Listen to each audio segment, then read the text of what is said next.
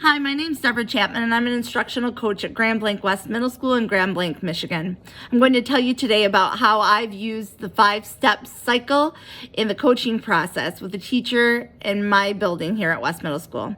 We started out with identifying and understanding a challenge. We did a gripe jam together. She found out that in that highest quadrant area, that her biggest issue was that kids were not reading or tracking their pages, and she had no way to gauge their growth. We then began to investigate strategies to support that. She said that she's used reading logs in the past and had kids give page numbers orally, but we ended up going to the Dynamic Learning Project and looking at the innovation and ELA examples and saw that there were some other ideas.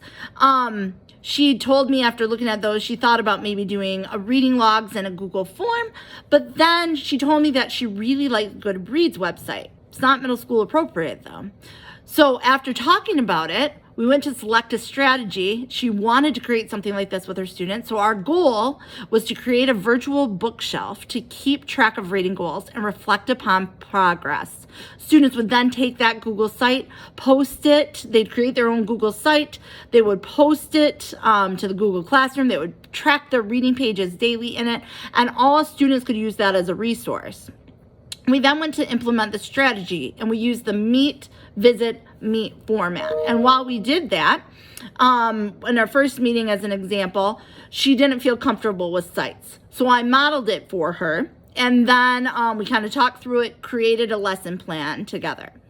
I then visited her classroom, and I co-taught with her as we rolled out that session.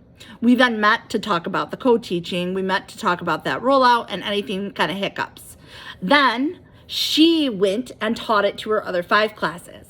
I went and visited and observed as a bystander there to support her if she was needed, and then we met again to reflect on that. We continued this cycle until all students were creating authentically, had made these virtual websites, and began to track their pages in it.